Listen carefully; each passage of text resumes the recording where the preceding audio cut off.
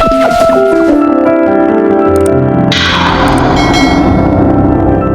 जी।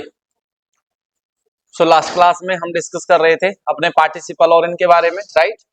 अच्छा चलो, तो आपसे एक पहले क्वेश्चन है, पार्टिसिपल बोले तो, प्रेजेंट पार्टिसिपल बोले तो यानी आईएनजी फॉर्म। चलो ठीक है, और क्या बताता है ये?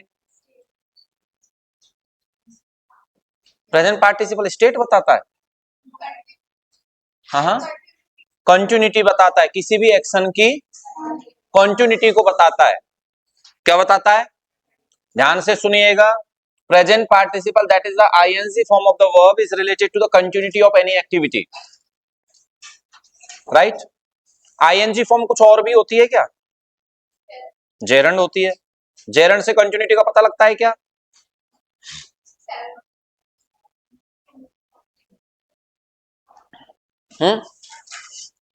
जेरंड से कंटिन्यूटी का पता लगता है क्या? लाइक अगर मैं इसको कहूं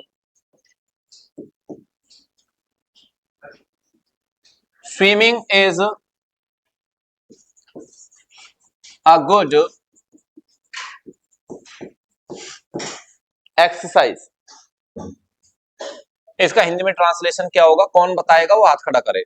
हाँ, अरे साइलेंट रहो। एब्सोल्युटली राइट, क्लैपिंग करो एक बार इसके लिए। विनीता है ना? Good, very good Vinita. तैराकी एक अच्छा व्यायाम है।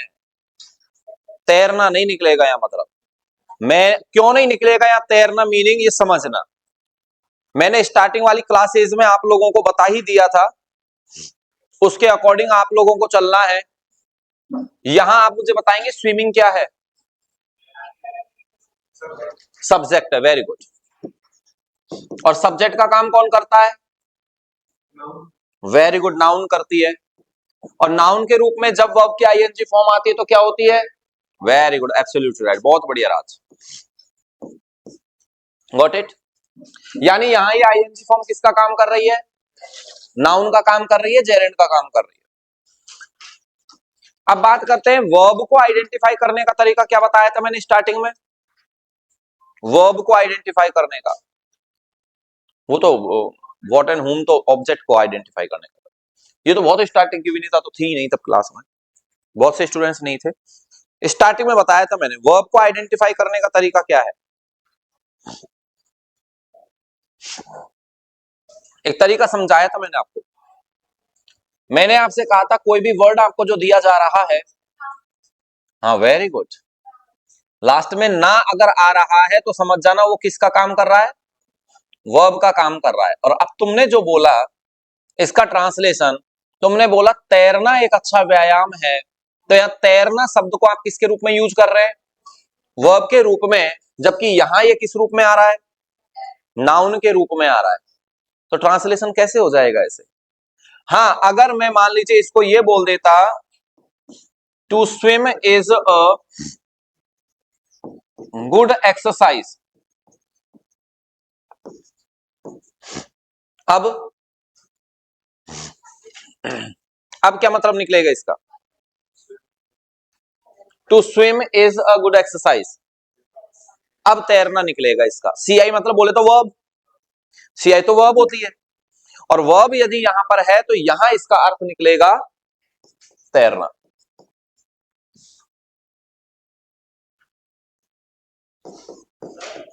हम्म हम्म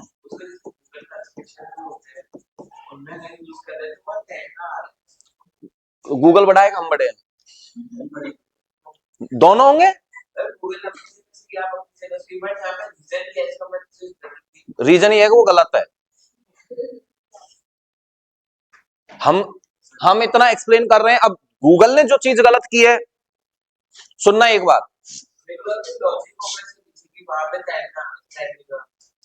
अरे भाई वही बात ना, लॉजिक है तेरी यार कनिष्ठ, तू तो गलत नहीं कह रहा है। गूगल क्या लॉजिक देगा? अब एक बात सीधी सी बताओ, मैंने तो इसी वजह से जब उसने बताया कि इसका यहाँ पर कई तुम में से कईयों ने बताया था ना तैरना एक अच्छा व्यायाम है, तभी मैंने कहा तुम बताओ तुम बताओ तुम बताओ। विनीता ने लेकिन एक बार में बताया तैराकी एक अच्छा व्यायाम है, ये होगा सर। तो मैंने दोबारा पूछा किसी से? नहीं पूछा। क्यों? क्योंकि एग्जैक्ट आंसर मिल गया। फिर मैंने इसका रीजन बताया आपको पूरा इतना एक्सप्लेन करके कि ये क्या है क्या है क्या है। अब ये तो अपन को फिर गूगल ने अगर तैरना बताया है इसका मीनिंग, तो फिर अपन को गूगल से पूछना पड़ेगा, भाई हमारे सर बता रहे हैं कि इसका अर्थ तैराकी होगा, तुम तैरना क्यों बता रहे हो।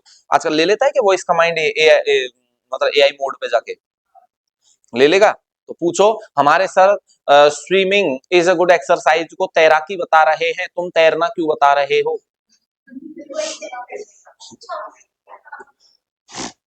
तैराकी होता है इसका। तैरना ना शब्द जो होता है, जैसे ऐसे मान के चलो ईट यानी खाना, तो ना लगा लास्ट में। रीड यानी, टीच यानी, रन यानी दौड़ना भागना, कुछ मान लो, है ना।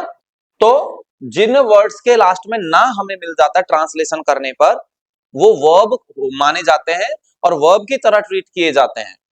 लेकिन यहां स्विमिंग जो है वो वर्ब नहीं है।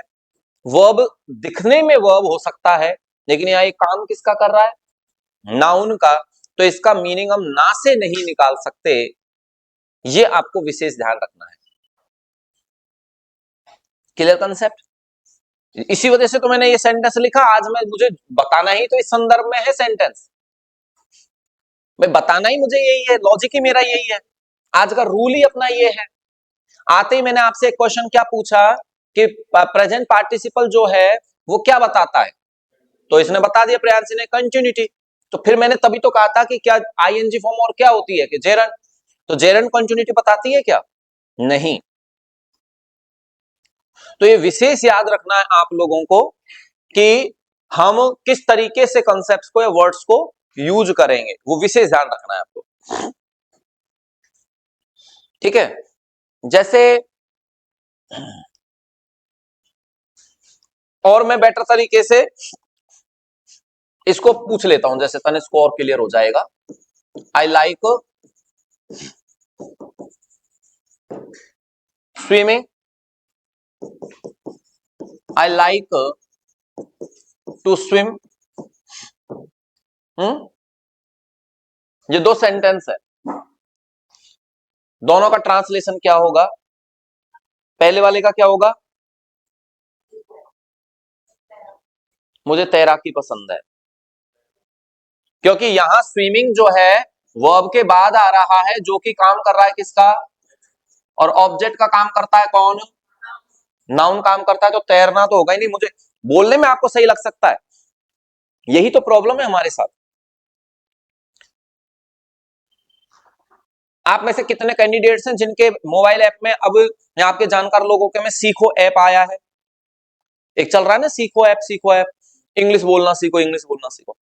ऐसे लोग कैसे आगे बढ़ जाते हैं, मतलब सीखो ऐप पर वो कह रहा है इंग्लिश आपको बेहतरीन बोलना सिखाएंगे, यहां इस तरीके से नहीं बोलना है, यहां इस तरीके से बोलना है। तो वो क्यों आगे बढ़ जाते हैं, क्यों कमा लेते हैं हमसे पैसा वो। हम जिन चीजों पर गौर नहीं करते वो गौर करके और वहीं से अपनी कमाई का जरिया बना लेता है, यही होता है। बिजनेसमैन कौन होता है, वास्तविक बिजनेसमैन कौन होता है, जो ऑलरेडी मतलब ये नहीं देखता कि प्रॉफिटेबल जॉब क्या है। रियल बिजनेसमैन जो टाइकून बनता है ना, वो प्रॉफिटेबल जॉब नहीं देखता है। प्रॉफिटेबल जॉब जो देखता है वो केवल अमीर हो सकता है, एक आइडियल नहीं बनेगा कभी भी। असली बिजनेसमैन वो होता है जो उस समय समाज में चल रहे जितने भी बिजनेस होते हैं, उस बिजनेस की किसी कमजोर कड़ी को देखता है, ये कमजोर कड़ी है, और उस पर अपना ध्यान केंद्रित करके उसमें अपना नाम कमाता है।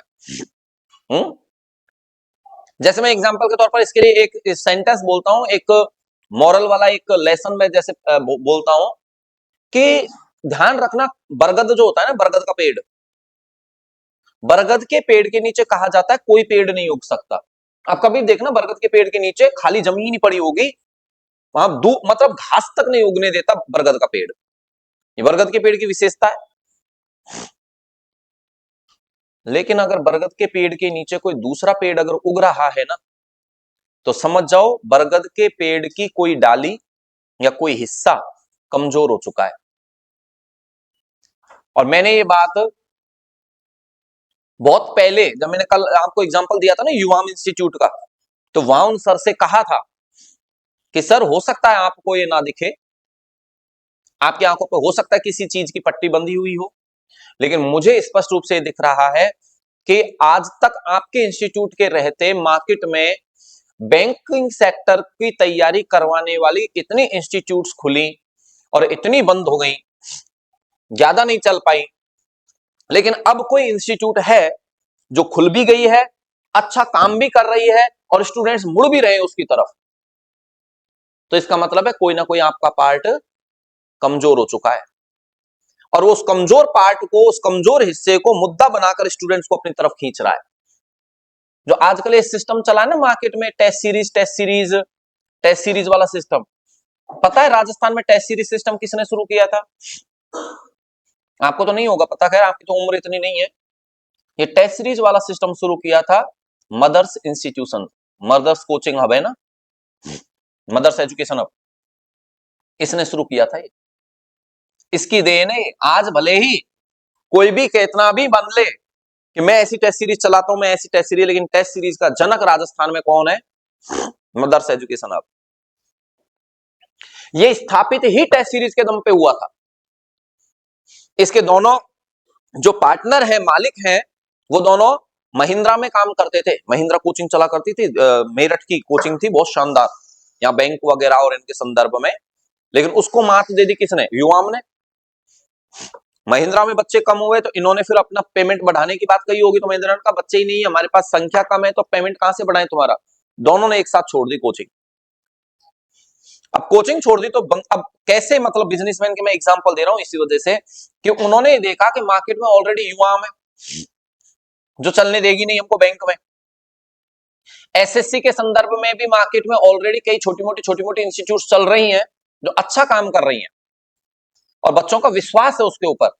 उन्होंने फिर एनालिसिस करके देखा कि बच्चे पढ़ तो रहे हैं, क्लास में प्रैक्टिस भी करा रहे हैं, एक्सरसाइज भी करा रहे हैं, लेकिन रियल एग्जाम का जो फील आता है ना, वो कोई नहीं दे रहा। कि एग्जाम में बैठने पर बच्चे कई गलतियां करते हैं, ओएमआर सीट फिल करने में, रोल नंबर फिल करने में, या उस प्रॉपर टाइम में, इतने टाइम में इतने क्वेश्चंस हम अटेम्प्ट कर पा रहे हैं, कितने कर पा रहे हैं, इस चीज का आइडिया लगवाने में कोई इंस्टीट्यूट आगे नहीं है। कोई बैच शुरू नहीं किया इसने, बैच था ही नहीं इसके पास। इन्होंने सिर्फ टेस्ट सीरीज शुरू की, real exam based test series, ये इन्होंने मार्केट में प्रचारित करवाया। 10-12 स्टूडेंट थे, 10-12 स्टूडेंट से शुरू किया, बढ़ते बढ़ते बढ़ते बढ़ते वो स्टूडेंट्स की संख्या कब 600-700 पर पहुंच गई, विद इन 2 और 3 मंथ्स। इसने क्या किया, फिर बच्चे ज्यादा होने लगे, टीचर्स अपॉइंट करना शुरू किए, अपनी टीम बनाना शुरू किया, और क्लास नहीं लगाई अभी, मतलब ऐसे अपनी जो क्लास चल रही है ऐसी क्लास नहीं चलाई, उसने टीम बनाई और उस टीम को काम दिया कि जो पेपर्स हम करवा रहे हैं यहां पर, उन पेपर्स का सॉल्यूशन करवाओ क्लास में। अब बच्चों को और भी आनंद आ गया, यार गजब, मतलब सिर्फ आंसर की नहीं मिल रही है, क्योंकि हर कोई बच्चा पूरे क्वेश्चन तो सॉल्व करेगा नहीं, कुछ क्वेश्चन छोड़ेगा भी, कुछ गलत भी होंगे, तो कौन सा उसने छोड़ा जो उसको नहीं आया, तो उसका सॉल्यूशन भी मिल रहा है, तो भविष्य के लिए परमानेंट हो गया वो क्वेश्चन, उसके लिए गलत हुआ उसको सॉल्व करवा रहा है तो वो भी उसके लिए परमानेंट हो गया। और my dear, within 1 year, 1 वर्ष चलाई बस उसने ये प्रोसेस, और 1 वर्ष के बाद में जब उसने मुझे कॉल किया कि सर हम एक टीम बना रहे हैं जो क्लासरूम में परफॉर्मेंस जिनकी रहती है उनकी टीम बना रहे हैं, तो आप हमारे साथ जुड़ो।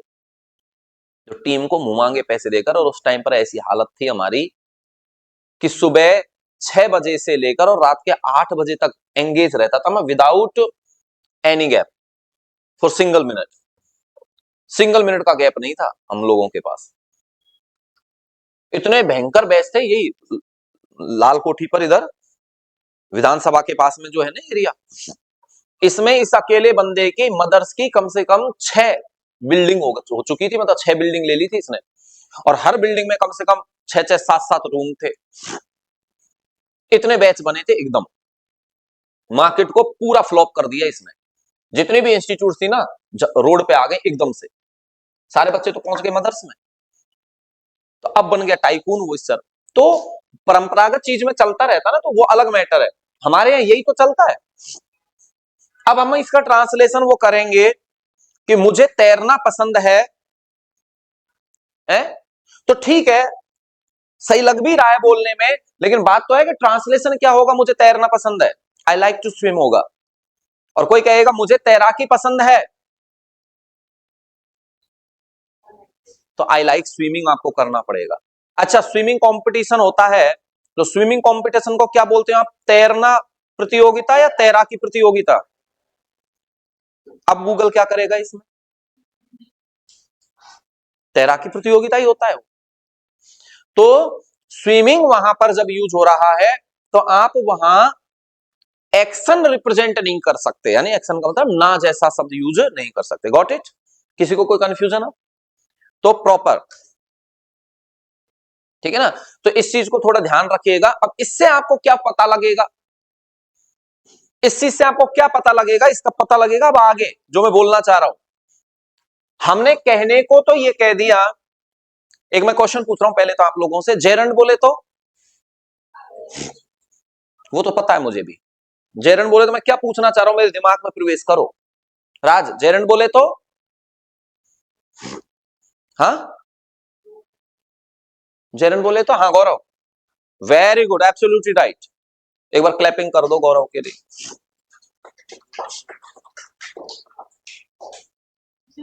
तो नाउन। अच्छा एक बात बताओ, दिखने में तो ये क्या है? वर्ब है दिखने में, तो वर्ब क्या आईएनजी फॉर्म है ना, दिखने में तो वर्ब है। तो एक बात बताओ, दुनिया में पहले नाउन आई थी या वर्ब आई थी? दुनिया में पहले नाउन आई थी या वर्ब आई थी? नाउन आई थी, गुड। पहले आदमी बना था या उसकी एक्टिविटीज बनी थी पहले? तो फिर अस्तित्व तो पहले नाउन का आएगा, इसलिए पार्ट्स ऑफ स्पीच में पहले कौन आता है? नाउन आता है। पहले तो इंसान बनेगा ना, मतलब कोई नाउन बनेगी ना, तब उससे संबंधित कार्य होंगे ना, कार्य तो बाद में होंगे, विशेषताएं बाद में होंगी, सारी चीजें बाद में होती है, पहले उसका अस्तित्व तो आना चाहिए किसी का।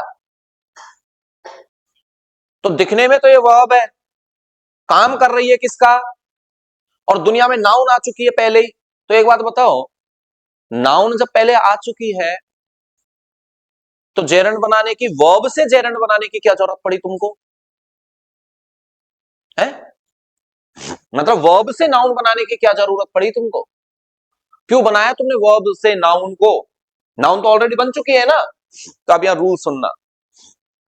अब जैसे एक और मैं बताऊं, प्रेजेंट पार्टिसिपल बोले तो? वो पता है मुझे, वो भी पता है मुझे। प्रेजेंट पार्टिसिपल बोलते तो वर्ब, वो तो पता है मुझे। और भी कुछ बताया था। प्रेजेंट पार्टिसिपल मैंने कहा था कंटिन्यूटी या फिर एडजेक्टिव के रूप में बताए, एडजेक्टिव लिखवा रखा है।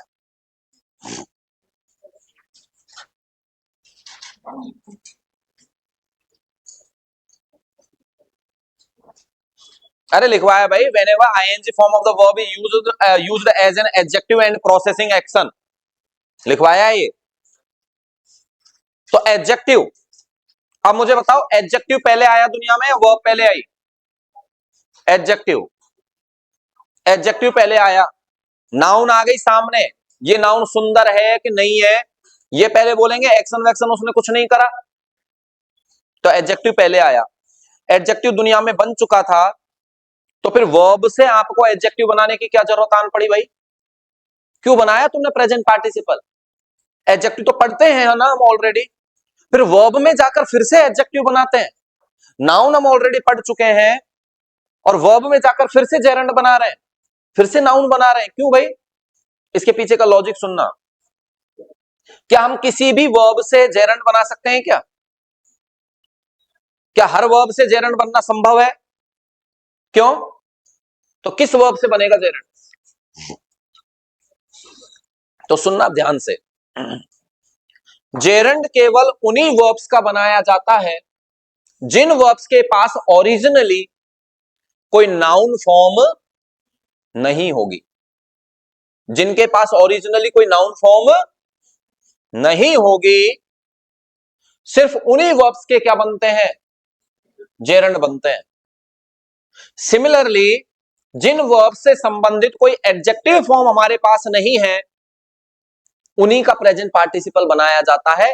प्रोसेसिंग एक्टिविटी और एडजेक्टिव क्वालिटी दोनों को एक साथ मिलाकर बनाने के लिए, जैसे रिलेटिव प्रोनाउन है, वो रिलेटिव प्रोनाउन का काम भी करते हैं, एडजेक्टिव का भी काम करते हैं, कंजंक्शन का काम भी करते हैं।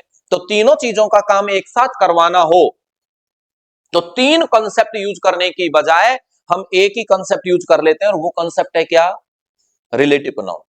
सिमिलरली हमें कंटिन्यूटी भी बतानी हो और एडजेक्टिव भी बनाना हो, यानी नाउन को क्वालिफाई भी करवाना हो, तो हम बनाते हैं क्या, प्रेजेंट पार्टिसिपल बनाते हैं। मैंने कहा flowing water seems very attractive, तो मैं बताना चाहता हूं कि पानी बह भी रहा है और लग भी रहा है कैसा,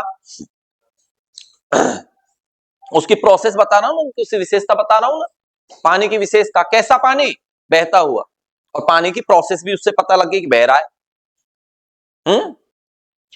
फॉर एग्जाम्पल हमारे पास एक वर्ब है स्विम। स्विम की कोई नाउन फॉर्म है क्या तुम्हारे पास,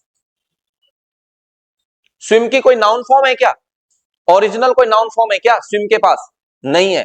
इसलिए स्विम का नाउन फॉर्म बनाने के लिए हमें क्या करना पड़ेगा, स्विमिंग यानी जेरंड बनाना पड़ेगा।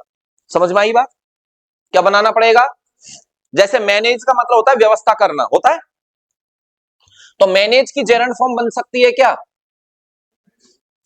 मैनेजिंग बनता है, नाउन फॉर्म के रूप में जेरंड बनती है क्या, मैनेज की जेरंड फॉर्म बन सकती है क्या,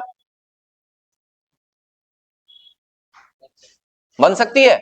मैनेज के पास कोई ओरिजिनल नाउन फॉर्म, तो फिर मैनेजमेंट क्या होता है, तो फिर मैनेजमेंट क्या होता है, नाउन होता है ना। मैनेजमेंट तो मेंट MENT जिसके लास्ट में लगता है वो नाउन होता है, तो मैनेज की नाउन फॉर्म है तो सही हमारे पास already. So my dear managing जेरंड का काम नहीं करेगा। अब तुम ये मत बोलना चतुराई देख ज्यादा सौंकने के लिए कि सर होता है मैनेजिंग डायरेक्टर होता है, तो भाई साहब वो managing director, in this term the word managing is being used to qualify the word director, that is a noun, that's why this word managing is being used as a present participle, या ये present participle है, gerund नहीं है। Gerund बनेगा ही उन verbs का जिनके पास originally कोई नाउन फॉर्म नहीं है। मुझे एक बात बताओ, डेवलप, डेवलप का जेरंड बन सकता है क्या, क्यों, डेवलपमेंट होता है उसका, नाउन फॉर्म है ऑलरेडी उसके पास, लेकिन डेवलपिंग कंट्रीज तो होता है यहां, लेकिन ये डेवलपिंग जेरंड नहीं, क्या है, प्रेजेंट पार्टिसिपल है। तो आंख बंद करके ऐसे नहीं, सर ने कह दिया ING फॉर्म बना दो जेरंड बन जाएगी, वाह भाई वाह, ऐसे कैसे बन जाएगी, जेरंड सिर्फ उन्हीं की बनेगी जिनके पास ओरिजिनली कोई नाउन फॉर्म नहीं है। रन के पास कोई नाउन फॉर्म है क्या, रन के पास नहीं है, तो रनिंग आ जाएगा, ठीक है, तो वो जेरंड फॉर्म बनेगी। तो नियम कहता है कि जेरंड फॉर्म केवल उन्हीं वर्ब्स से बनाई जाती है जिन वर्ब्स के पास ओरिजिनली कोई नाउन फॉर्म नहीं होगी। समझ में आ गई बात, तो इसको कहते हैं आपके लैंग्वेज का लेवल। हम सिर्फ रूल पढ़ रहे हैं तो इसका मतलब ये थोड़ी है कि मैंने एक बार बोल दिया कि हाँ जेरंड फॉर्म ING फॉर्म होती है, नाउन का काम करती है, बात तो ठीक है, लेकिन हर वर्ब थोड़ी चली जाएगी उधर। समझ में आ गई बात आप अच्छे से, यहां एक बात ये क्लियर हुई। अब देखो सारी बात मैंने क्लियर कर ली, अब मैंने एक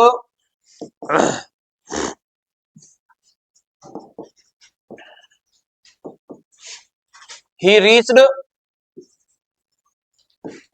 office, he put his signature in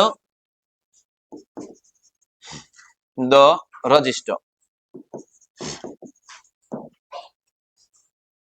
ये एक सेंटेंस है और इसे हमें मर्ज करना है, ज्वाइंट करना है। कल मैंने जो रूल बताया था उसके अकॉर्डिंग हमने कहा था एक सेंटेंस यदि दूसरे से क्या होता है, रिलेटेड होता है, डिपेंडेंट होता है, तो वहां हम दोनों को मर्ज करते हुए और प्रेजेंट पार्टिसिपल यूज कर लेते हैं। बताया था, ये बताया था ना, क्या कर लेते हैं, प्रेजेंट पार्टिसिपल यूज करते हैं, ये बताया था कल। और यदि दोनों का एंटीसीडेंट सेम होता है तो सेंटेंस को शुरू भी किससे करते हैं, प्रेजेंट पार्टिसिपल से। अब देखो, उसने अपने सिग्नेचर किए कब, ऑफिस पहुंचने पर, एक से दूसरा रिलेटेड हो गया, ये तो क्लियर है। दूसरा, दोनों का मतलब जो ये बन तो सकता है उस प्रेजेंट पार्टिसिपल वाले स्ट्रक्चर से, दोनों का एंटीसीडेंट सेम है या डिफरेंट है, सेम है। सेम है तो हम इस सेंटेंस को कैसे बनाएंगे, reaching office he put his signature in the register, यही बनेगा। अब मुझे बताओ सेंटेंस सही है कि गलत है। Reaching office he put his signature in the register, according to rule, तो कल वाले रूल के अकॉर्डिंग तो एप्रोप्रिएट चीजें फॉलो की है हमने, कहीं कोई गलत थोड़ी ना फॉलो किया है। लेकिन अब यहां पर समझना, मैंने आपको बताया था ये क्या है, ये क्या है, हाँ क्या है, प्रेजेंट पार्टिसिपल है। और प्रेजेंट पार्टिसिपल क्या बताता है, कॉन्टिन्यूटी। क्या बताता है, पहुंचने की, रीचिंग की कॉन्टिन्यूटी होती है क्या, रीच तो एक पॉइंट होता है, रीच तो एक पॉइंट होता है। तो इसका मतलब रीच को आप प्रेजेंट पार्टिसिपल फॉर्म में यानी कंटिन्यूटी में यूज नहीं कर सकते, लेकिन स्ट्रक्चर तो यही चलेगी, स्ट्रक्चर तो बनेगी तो ऐसे ही है। फिर क्या करें, तो नहीं नहीं, बीइंग रीच्ड में तो थर्ड वो पैसिव बन जाएगा, किसी और के द्वारा पहुंचाया गया। तो फिर अब क्या करें,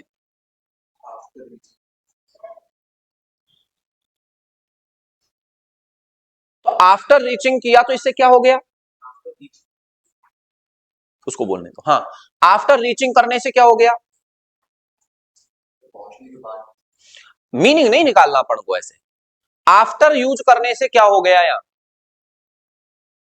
ये प्रेजेंट पार्टिसिपल नहीं रहा आफ्टर रीचिंग में। मैं जो पूछ रहा हूं उस पर कंसंट्रेट करो, तुम हिंदी ट्रांसलेशन मत करो, मैं इंडिया से ही हूं, मुझे सारा हिंदी ट्रांसलेशन आता है एक एक शब्द का, और तुमसे ज्यादा आता है। मैं कह रहा हूं आफ्टर रीचिंग किया प्रांजल ने, तो प्रांजल मुझे बताओ आफ्टर रीचिंग करने पर, आफ्टर के बाद जो रीचिंग आ रहा है ये प्रेजेंट पार्टिसिपल नहीं रहा क्या,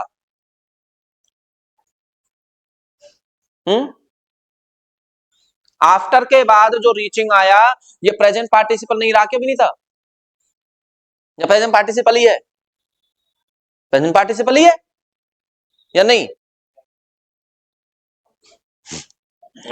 आफ्टर क्या है, प्रेपोजिशन, और प्रेपोजिशन के बाद में लगने की जिम्मेदारी किसको मिली है,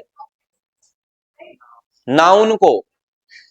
और यहां आफ्टर रीचिंग कर देने से रीचिंग एज इट इज रह गया, हमारा जो हमको पैटर्न बनाना था वो पैटर्न भी बन गया, और इसकी प्रेजेंट पार्टिसिपल फॉर्म खत्म हो गई, यानी कंटिन्यूटी खत्म हो गई। और ये अब रीचिंग क्या बन गया, यहां जेरंड बन गया, और जेरंड कभी कंटिन्यूटी नहीं बताता। तो वेरी गुड प्रांजल के लिए एक बार ताली बजा दो, इसने आंसर तो कम से कम सही।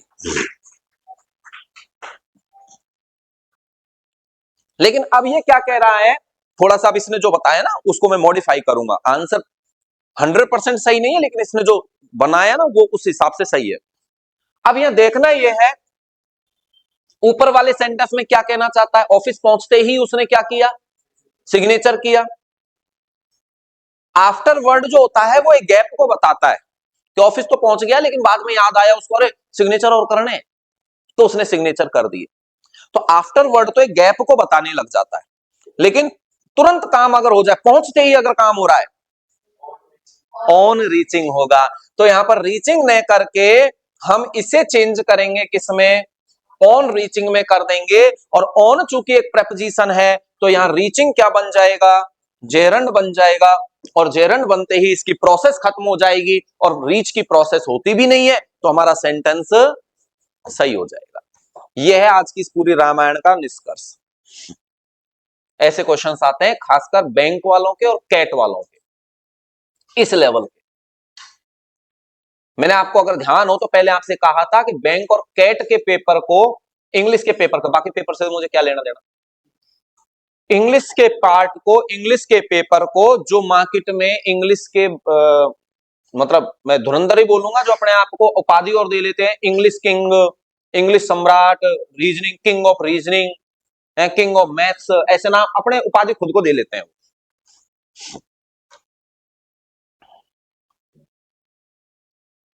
तो उनसे अगर पेपर सॉल्व करवाने बिठा दिया जाए ना, तुम एग्जामिनेशन हॉल में देके आते हो पेपर और फिर भी परफॉर्मेंस देके आ जाते हो, मैं कहता हूं या उसको एसी वाले कमरे में अच्छे से तसल्ली से बिठा दो, और उसके बावजूद मैं कहता हूं एसबीआई पीओ का उनको पेपर दे के देख लो,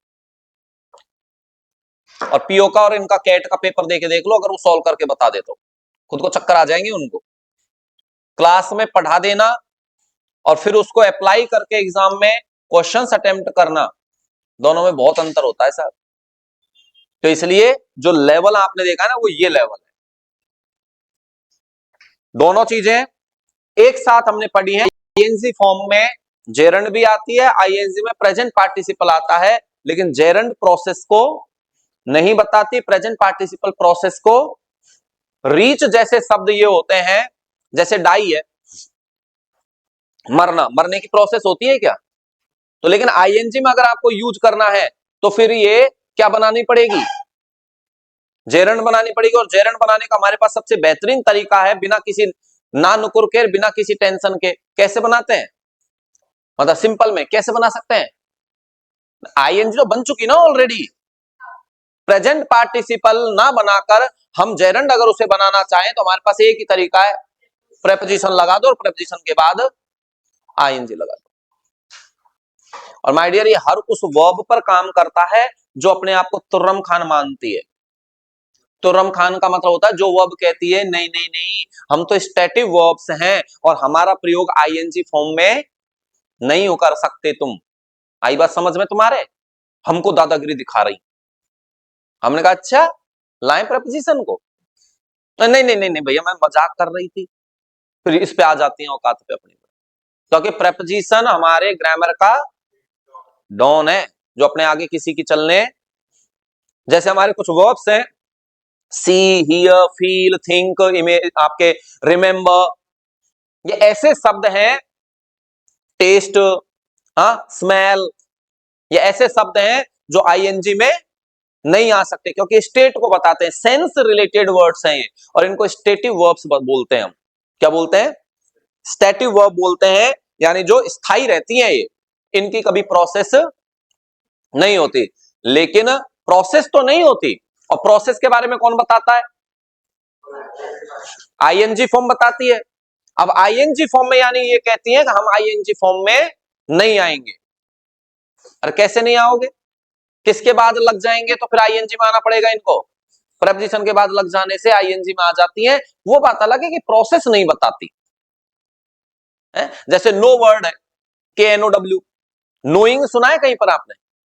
लेकिन अगर मैं कहूं Tanishq went there without knowing the actual situation, नहीं आता क्या विदाउट नोइंग? आता तो है। क्यों? क्योंकि यहां पर नोइंग की कोई मर्जी नहीं चली बेचारे नो की, किसके आगे? विदाउट के आगे, जो है एक क्या? प्रेपोजिशन। ये है ग्रामर का लॉजिक। समझ में आ गई बात? तो कहने का मतलब है कुछ ऐसी वर्ब्स होती हैं जो फिक्स एक पॉइंट पर संबंधित होती हैं, पॉइंट से संबंधित होती हैं, और उनकी कभी भी प्रोसेस नहीं होती। लेकिन सिचुएशन के अकॉर्डिंग हमें उन्हें अगर यूज करना हो आईएनजी फॉर्म में, मैं कह रहा हूं आईएनजी फॉर्म में यूज करना हो, तो हमारे पास आईएनजी फॉर्म में यूज करने के कितने तरीके हैं? दो तरीके, एक तो प्रेजेंट पार्टिसिपल और दूसरा, लेकिन प्रेजेंट पार्टिसिपल बताती है किसको? प्रोसेस को, कंटिन्यूटी को। वो अब यूज करती नहीं है। तो उस सिचुएशन को मेंटेन रखने के लिए, बनाए रखने के लिए हम उस प्रेजेंट पार्टिसिपल को चेंज कर देते हैं किसमें? जेरंड में। और उससे कहने से थोड़ी चेंज होगी, कोई रूल अप्लाई करना पड़ेगा, और इसके लिए सबसे सिंपल तरीका है उससे पहले जोड़ दो, प्रेपोजिशन जोड़ दो। तो जैसे प्रांजल ने कहा आफ्टर रीचिंग, है ना, तो आफ्टर क्या है, प्रेपोजिशन, इसलिए ऐसा हुआ। हालांकि वो आफ्टर की जगह अपन ने ऑन किया किसी वजह से, वो आपको समझा ही दिया है मैंने क्या वजह है उसकी, है ना। तो ये आपको ध्यान रखना है, ये है आपके इनका कंसेप्ट। क्लियर? क्या क्या समझा है, जो नोट करना है हमको यहीं से करना है ना, इसको देख लो एक बार, तो ये है ना, नोट डाउन कर लेना, बॉक्स बनाते हुए चलना है इन सब का, ये वाले जो कंसेप्ट है इनका।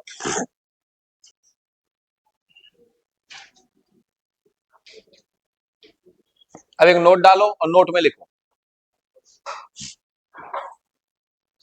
Gerund form, gerund form can be used, gerund form can be used only in two conditions,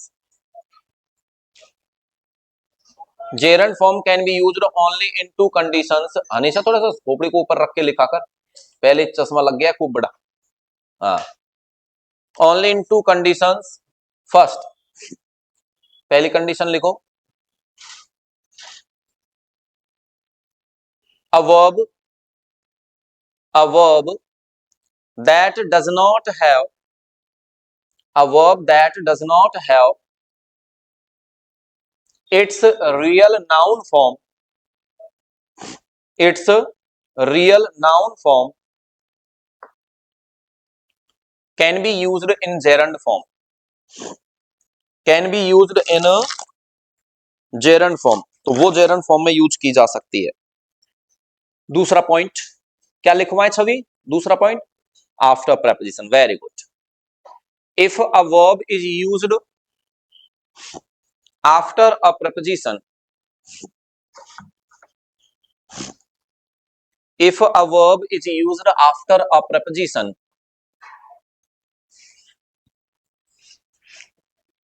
it must be used in gerund form, it must be used in a gerund form। तो किस form में आएगी वो, gerund form में, right. ये आपको ध्यान रखना। क्लियर हो गया कंसेप्ट, ठीक है। तो ये आपके कुछ इंपॉर्टेंट कंसेप्ट्स जिस तरीके के हैं, इन कंसेप्ट्स पर आपको कंसंट्रेट करना है एक्चुअली, क्योंकि एक बात आप कंफर्म मानकर चलिए, आप लोगों को ज्यादा मेहनत उस जगह पर करनी है जहां आपके कॉम्पिटिटर ये सोचते हैं, आप भी सोचते हो कि इसे याद करने में बहुत दिक्कत है, ये बहुत मुश्किल से याद हो रहा है कंसेप्ट, बहुत समय ले रहा है, ये तो बहुत दिक्कत है, खोपड़ी दुख जाती है, दिमाग का दही हो जाता है, तो समझ लो वहीं से आप भीड़ से अलग हो सकते हो, अदरवाइज और कोई उपाय नहीं है, फिर भीड़ का हिस्सा बने रहोगे। क्यों? क्योंकि ये चीज सब लोग सोच रहे हैं, सब लोग सोच रहे हैं, तो वो तो छोड़ेंगे इस चीज को, और हम उस चीज में क्या हो जाएंगे, बाकी सब लोग जो पढ़ रहे हैं वो तो हम पढ़ेंगे ही पढ़ेंगे, उस चीज में एक्स्ट्रा परफॉर्मेंस अगर हमारी आएगी तो हम भीड़ से वैसे ऊपर हो गए।